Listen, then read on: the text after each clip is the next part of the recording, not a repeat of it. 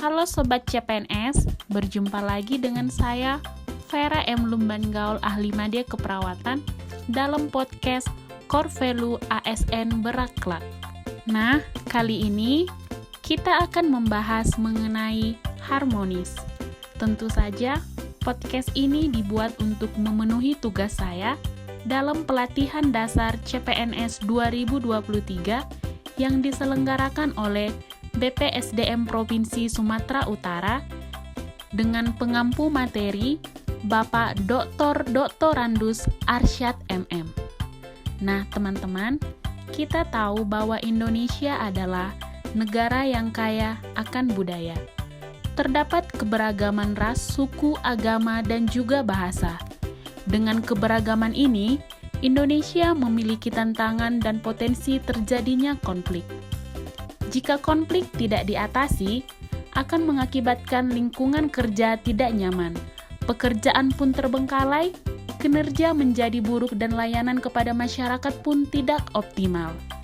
Untuk itu, kita sebagai ASN harus dapat menerapkan perilaku harmonis dalam lingkungan kerja.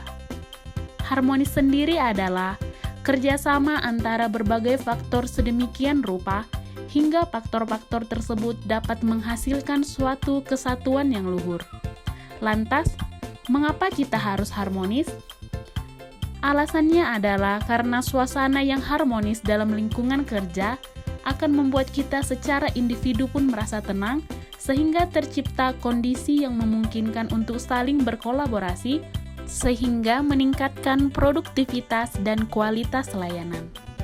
Lantas, apa saja perilaku harmonis yang dapat kita terapkan dalam lingkungan kita sehari-hari? Yang pertama, saling peduli dan menghargai perbedaan.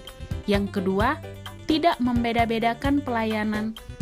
Contoh implementasinya, yaitu menghargai setiap orang apapun latar belakangnya. Pasien yang berobat ke puskesmas memiliki banyak latar belakang pekerjaan. Ada yang petani, pejabat, PNS, pengusaha, bahkan ada juga yang tidak memiliki pekerjaan. Kita sebagai ASN tidak boleh melihat latar belakangnya. Semua pasien harus mendapatkan pelayanan yang sama. Yang ketiga, suka menolong orang lain.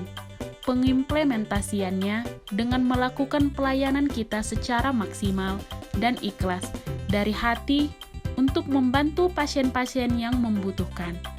Yang keempat, membangun lingkungan kerja yang kondusif.